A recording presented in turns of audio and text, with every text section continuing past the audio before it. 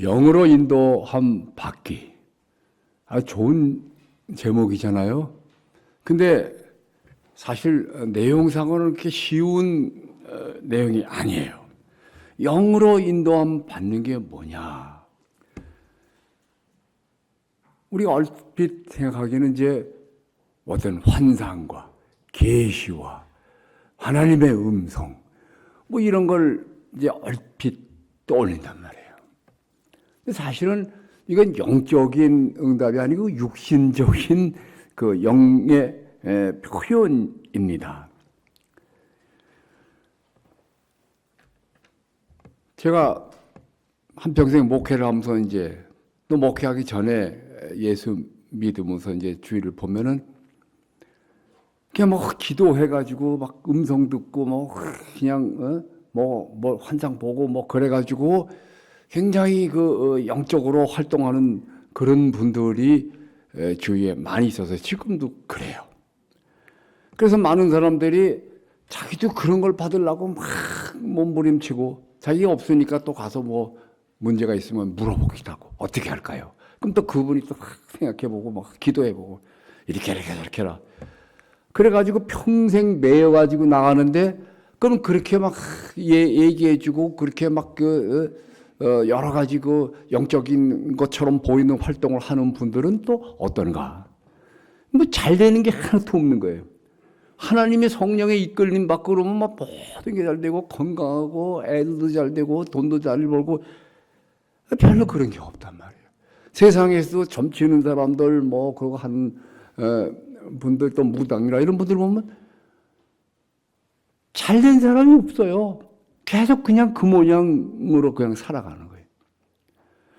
그래서 지금 여러분이 영으로 인도함 받는 게 뭐냐 하는 것을 할 때 우선 그런 것을 떠올리는데 사실은 그렇지가 않다는 것을 제가 말씀을 드리려고 하는 거예요. 그것은 어떤 육신적인 노래 중세부터 계속 그게 있었어요. 뭐 그냥 산속에 들어가서 금식하면서 막 자기를 괴롭히면서 하나님과 이렇게 직접 교통하려고. 근데 하나님은 우리에게 그렇게 교통하기를 원하시지 않고 그런 주관적인 것. 우리 교회사도 보면은 그런 주관적인 것에 의해서 교회가 많이 피해를 봤어요. 그래서 교회사에 그 회의들이 막 모여가지고 이 개인적으로 예언하는 거 이건 하지 못하게 하자. 그래서 교회에서 금지를 시켰어요. 왜냐하면 뭐 예수님 언제 오신다. 또 뭐 어디 뭐 전쟁 난다. 어떻게 뭐 문제가 생긴다. 막 그래가지고 하는데 하나도 그대로 되는 것도 없고 혹시 또 될 때도 있겠지만 그게 무슨 정확한 게 아니란 말이에요. 그것은 뭐냐면 육신적으로 영적인 것을 추구하는 거예요. 우리 개신교 신앙은 그것들을 다 벗어나서 정확한 그리고 객관적인 하나님 말씀의 통로를 다 제시해 줬어요. 그것이 뭐냐면 성경입니다.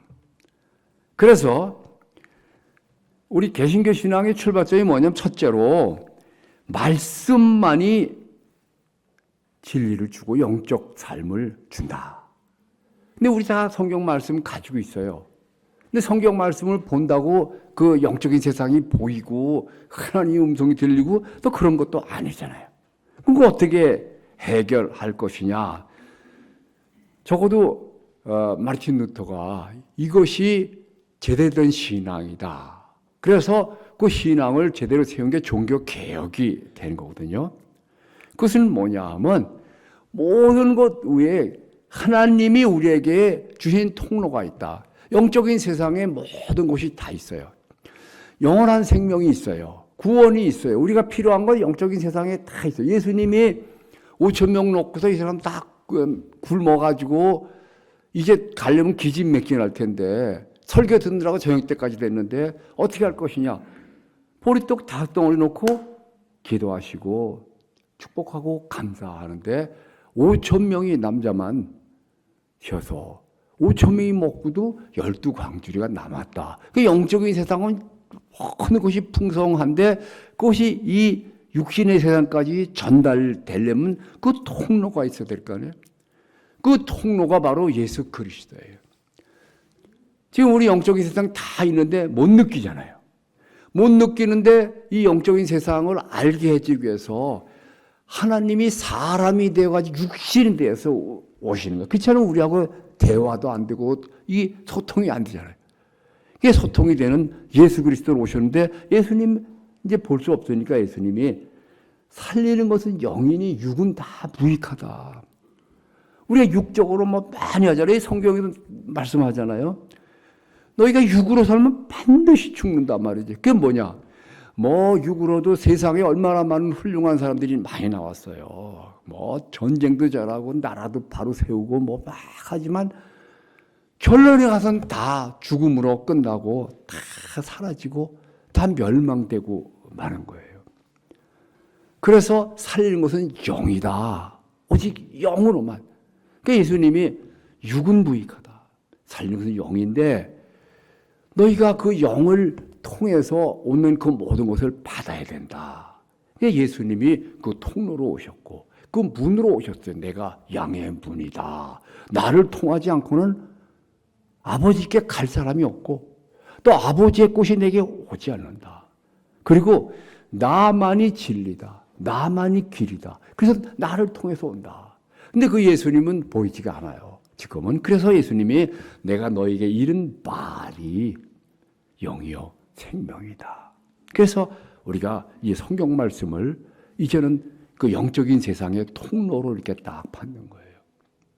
이게 우리 개신교 신앙의 최고 권위고 기준입니다. 누가 뭐라고 말하면 잠깐만 성경이 있나 봅시다. 이렇게 딱 나오는 거예요. 근데 문제는 어디냐면 성경을 이렇게 봐도 이것이 세상의 말이고 육신의 말이에요. 이게 영적인 것이 여기 나서 영이 보이는 게 아니거든. 그러나 영적인 세상의 것을 인간의 말로 예수님이 성육돼가지고 이것도 성경도 성육이 된 거야. 인간의 말로. 그러나 우리는 영적이지 않기 때문에 보면 그냥 인간의 말로밖에 보이지 않아요. 그게 문제란 말이에요. 마치 뭐와 같으냐. 물속에서 여러 가지 그냥 고기도 있고 뭐 여러 모양 생물들이 다 있잖아요. 그 물속은 얼마나 답답해. 침침하고. 근데 물고기 하나가 그냥 어느 날 컨디션이 좋아가지고 막 그냥 기도하고 뛰다가 뿡 올라가는데 물 위로 쫙 올라갔어요. 거기서 그가 평생에 못 보는 걸 보는 거예요. 5월 단오날이어서 마침 또 그날이 그래가지고 그냥 꽃이 그냥 여기저기 막 묵어졌는데 너무 아름답잖아요. 하늘은 또 왜 이렇게 파랍니까? 거기에 또 아름다운 아가씨들이 다 이쁜 옷을 입고 그네를 타는데 이거야말로 정말 기가 막히게 천국이야 이게. 근데 그 물고기가 거기 뭐 오래 있은 게 아니고 그냥 올라갔다 툭 떨어졌는데 뭐 1초도 안 된 거예요. 그러나 그 본 것을 잊을 수가 없어. 그래가지고요 막 그냥 취해갖고 있는데 다른 동료 고기들이 와가지고 너 왜 그러고 있느냐. 내가 너무 기가 막힌 걸 봤다. 그거 좀 말해다오. 물속에 그런 단어가 있어야 말이지. 그런 물질이 있어야 말이지. 설명할 길이 없는 거예요. 그래가지고 이 물고기가 한참 헤매다가 물 있기가 좀 이쁘고 깨끗한 것, 아름다운 것들이 있어. 이거 같아, 얘가 같아, 이거 같으니까 맨날 보는 거니까 다른 물고기들이 뭐고 별거 아닌 거 가지고 그러네. 이 성경 말씀이요, 이 별거 아닌 것 같아. 이게 공자님 말씀보다 더 못한 것 같아요. 그리고 말도 안 되고 논리도 안 맞고 막 여기 보면 뭐 이래. 이게 참 그런 게 많이 있단 말이에요. 왜? 세상의 언어로, 세상의 논리로 왔기 때문에 그래요. 그러나 이것만이 통로다. 이것만이 영적인 세상으로 가는 길이다. 이것만이 예수 그리스도의 몸이다 하고 딱 받아서 자기에 해당되는 말씀을 이렇게 가지면 그때부터 통로가 열리기 시작하는 게 길이 나타나기 시작하는 거예요. 그 예수님 말씀하시잖아요. 한 번 더 태어나지 않으면 절대로 하늘나라 갈 수가 없다. 근데 더 태어나려면 물과 성령으로, 이 말씀과 성령으로 다시 나야 된다.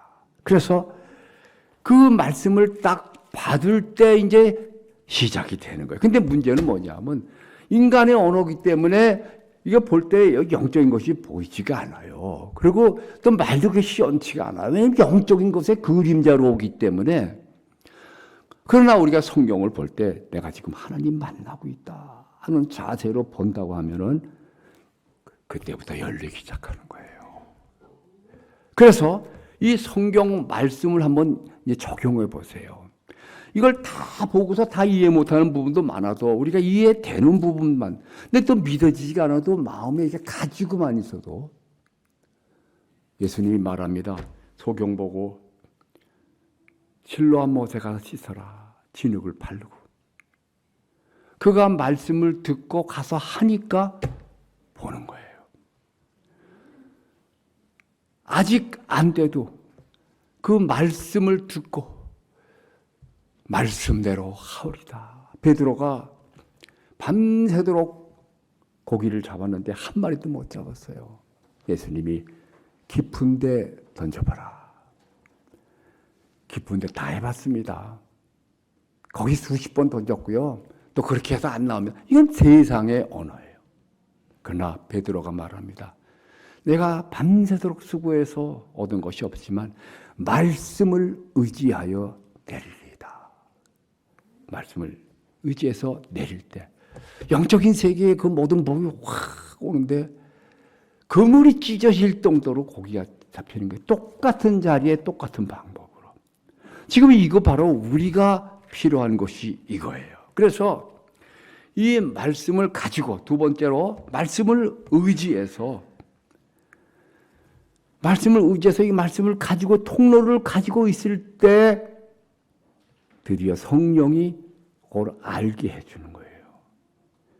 알게 안 돼도 그 말씀을 가지고 있을 때 그 말씀의 내용대로 우리에게 펼쳐지게 되는 겁니다. 그래서 그 말씀 의지하고 나오는데 예수님부터 그렇게 하셨어요. 어떻게 하느냐? 마귀가 예수님 시험을 할 때 예수님이 야 하나님의 아들이야 까불지 마 이런 게 아니에요. 내가 너에게 명령한다 이게 아니에요. 기록되었을 때 사람이 떡으로만 빵으로만 사는 게 아니라 말씀으로 산다. 하나님의 입에서 나오는 말씀으로 산다 할 때 두 번째, 세 번째도 다 똑같아요. 기록되었을 때. 그래서 우리가 이제는 성령의 은사를 받고 성령의 이끌림 받으려면 일단 첫 번 단계가 뭐냐면 기록되었을 때예요. 말씀대로 나가겠습니다. 이 말씀이 뭐냐? 말씀이 바로 천지를 창조하신 것이고 그리고 이 말씀이 계속 하나님께서 그러잖아요. 내가 내 입에서 나온 것은 절대로 땅에 떨어지지 않는다. 반드시 그대로 나온다. 그리고 우리가 구원을 받을 때도 말씀으로 받고 근데 그 별거 아닌 것도 그 말씀을 받고서 믿을 때 영적인 세계가 쫙 들어오기 시작하는 거예요. 그래서 우리가 말씀을 의지하는 것이 첫째고 두 번째는 성령을 또 의지하는 거예요. 말씀을 가지고 느끼는 것 첫째고 성령을 의지하고 느끼는 게 두 번째라 이거예요. 그러면 그 다음부터 삶이 열리기 시작해요. 어떻게 열리느냐? 말씀이 안 믿어져도 말씀을 가지고 느끼는 거예요. 예수님이 말합니다. 하나님 어떻게 예배하느냐? 너희가 육신으로 와서 뭐 무릎을 꿇고 뭐 별거 다 외형적으로 하고 금식하고 그렇게 하는 사람들 많이 있어요. 그것도 도움되겠지만 이것이 정식으로 코스를 밟으려면은 이게 말씀대로 그냥 그 따라서 움직여 나갈 때. 그래서 예수님이 예배하는 사람은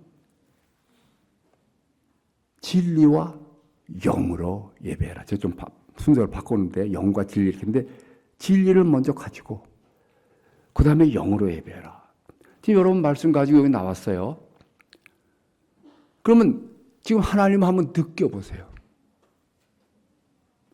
느낄 수 있어요. 말씀을 가진 사람은 느낄 수 있어요. 하나님 느껴집니까? 이게 예배의 시작이에요. 그리고 받은 말씀도 마찬가지예요. 느껴야 돼요. 말씀으로 너희는 나무리 벗도다 할 때, 아까 목사님이 시작할 때 그러잖아요. 저가 찔리면 우리의 허물이 나며 저가 상하면 우리의 죄악을 남이라.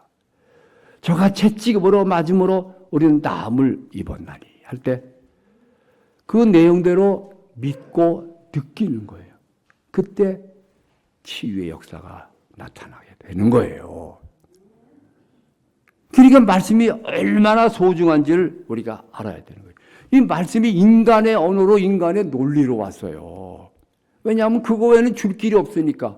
그러나 거기서 멎으면은 율법주의가 되는 거예요. 그냥 세밀하게 막 죽기 살기로 제대로 막 해보자 하니까 그냥 막 죽이는 거예요. 그냥 막 돌로 쳐라. 그냥 막 안식일 안 지켜 그냥 죽여라. 그냥.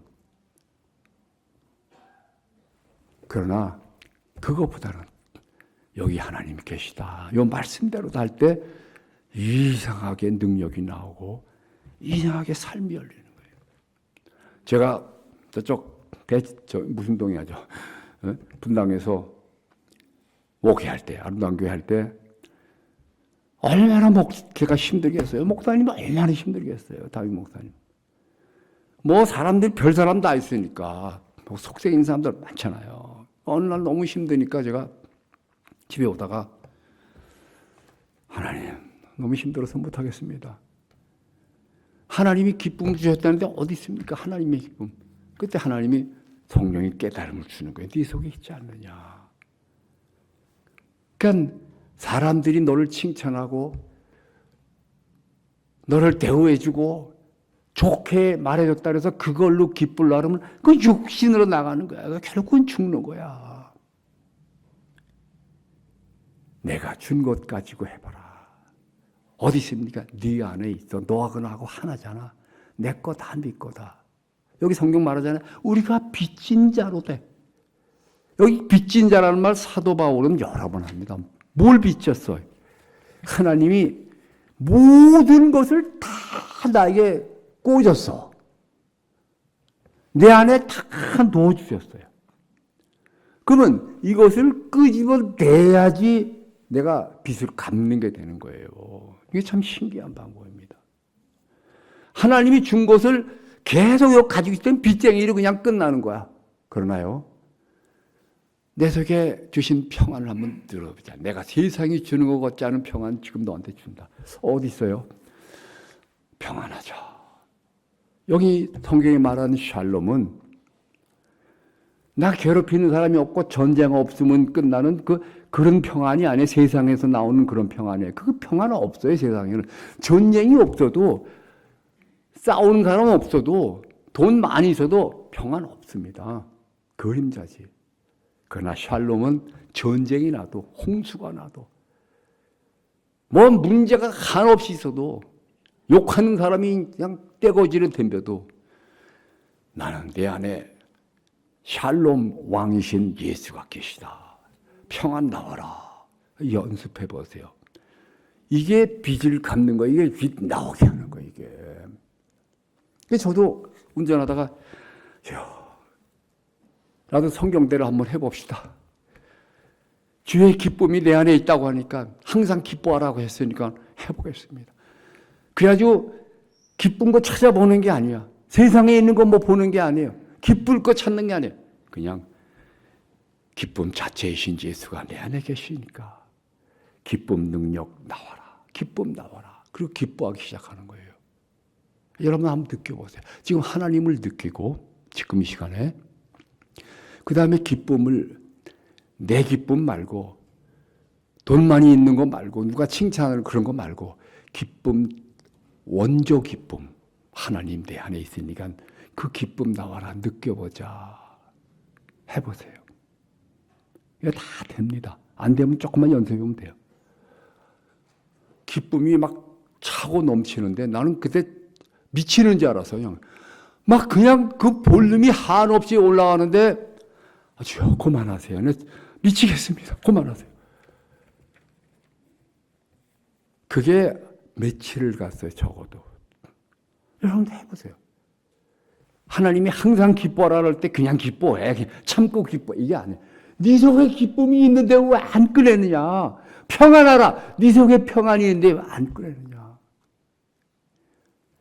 이게 바로 성령의 이끌림 받는 건 말이에요. 성령의 이끌림 받는 게 나는 죄의 종입니다. 그러니까 아침에 일어나면 지어 왼쪽으로 갈까요? 오른쪽으로 갈까요? 지어 넥타이 이거 맬까요? 치마 이거 입을까요? 이런 사람도 있어요. 하나님 우리 그런 종으로 만들지 않아요. 그건 귀신 억압되는 거예요. 그게. 그런 접근하지 말란 말이에요. 하나님 우리를 뭘 만들었느냐? 완전히 찌끄레기 몸쪽 만든 게 아닙니다. 매사에 주의 뜻대로만 하겠습니다. 그게 뭡니까? 주의 어떻게 합니까? 왼쪽입니까? 오른쪽입니까? 이게 아니에요. 이 우주의 지배자 하나님께서 나를 왕으로 삼으셨을 때 내가 하나님의 종인 건 분명해. 하나님 뜻대로 살아야 되는 건 분명해. 그러나 하나님이 내가 너한테 다 줬으니까 해봐라. 네 원하는 것을 말하고 원하는 것을 도전해라. 너는 그 자격이 있고 권능도 있다. 지금 당장 없어도 너는 만들어가라. 그렇게 해서 너는 성장하는 것이다.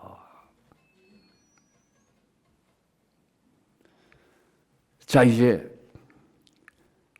성령의 이끌림 받는 게 뭔지 어느 정도 모양이 나왔죠. 성령의 이끌림 받는 것은 하나님 말씀을 가지고 성령을 의지해서 내가 내 삶을 지배하는 겁니다. 내 마음부터 지배하고 그리고 내 평생을 하나님 뜻을 생각하면서 도전해 나가는 거예요. 좀 하다가 안 될 수도 있고 잘 될 수도 있어요. 그러나 여기 8장 28절에 분명히 말하죠. 우리는 무엇을 하든 간에 합력하여 선을 이룬다. 가다가 넘어질 때도 있고 꼬일 때도 있어요. 그러나 내가 다 판단해서 내가 지배해 나가고 그리고 나중에 합력해서 다 좋은 것이 됐다. 내가 넘어진 것도 유익이고 내가 손해본 것도 유익이고 하나님이 다 갚아주신다. 갚아주시고도 더 갚아주신다. 여러분 우리가 완전히 육신으로 많은 사람들이 그렇게 합니다. 세상에서 훌륭한 일 막 해요. 예수 믿는 사람도 거기 나가면 완전히 세상 방법으로 사는 거야. 그냥 돈도 많이 벌고 막 높은 사람도 되고 막 훌륭한 일도 돼. 사회에 조금 귀한 일해. 그러나 하나님하고는 아무 상관없이 하나님 예배만 드리고 평상시 내 생각으로 막 해. 육신으로 살면 반드시 죽을 것이로되 다 죽음으로 먼지같이 사라지고 마는 거예요. 그러나 영으로서 육신을 죽이고 영을 따라서 나간다고 한다면 그건 뭐예요? 이게 말씀의 내용을 가지고 성령을 의지하고 나갈 때는 아침부터 저녁까지 모든 것이 영적인 삶이 진행되는 것이고 그 영적인 삶은 영원으로 이어지는 것이고 그것이 나중에 우리가 부활할 때 영원한 부활로 더 나은 부활로 우리에게 부어진다 할 때 이제는 분명히 갈 길이 확실하게 나타나는 것입니다. 그래서 우리가 평상시에 예배를 이렇게 하잖아요. 어떻게?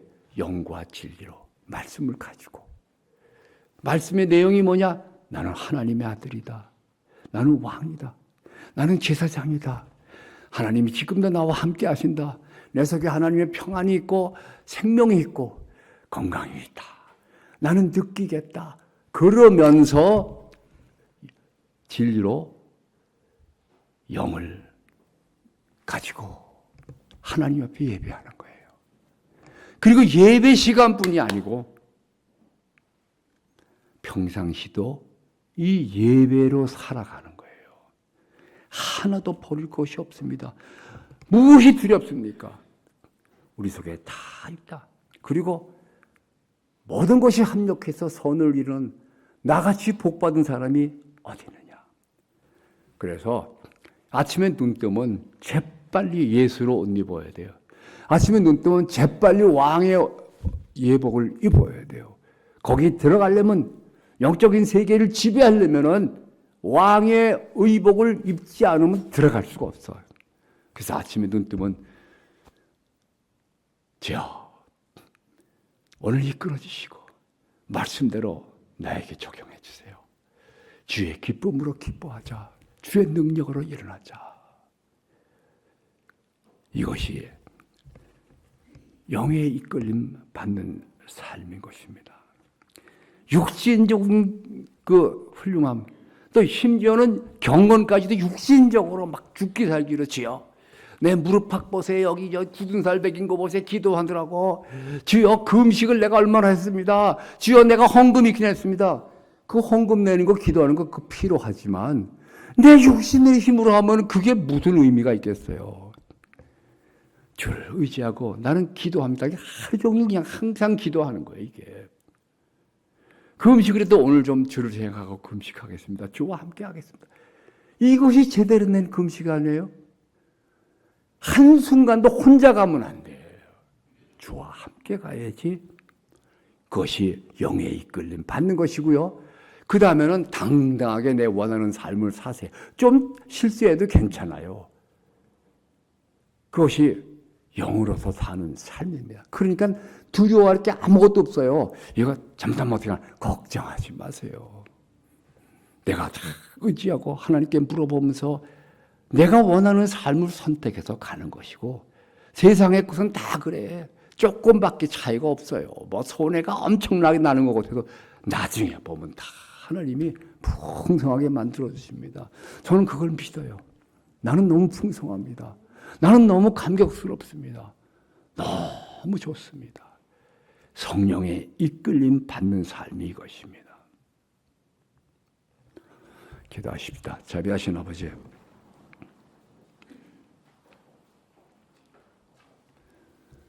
우리가 아침에 눈 뜨면 왕으로 왕의 예복을 입고 왕으로 오늘 하루를 지배하게 하시고 시시때때로 우리가 다시 육신으로 돌아가고 넘어져도 다시 또 새 사람으로 일어나게 도와주시기 바랍니다. 우리의 삶 너무 감사합니다. 우리에게 빚으로서 하나님 전체 주셨으니 너무 감사합니다. 마음껏 사용하고 마음껏 확장시켜서 주께 돌려드리게 하소서. 우리 주 예수 이름으로 기도합니다.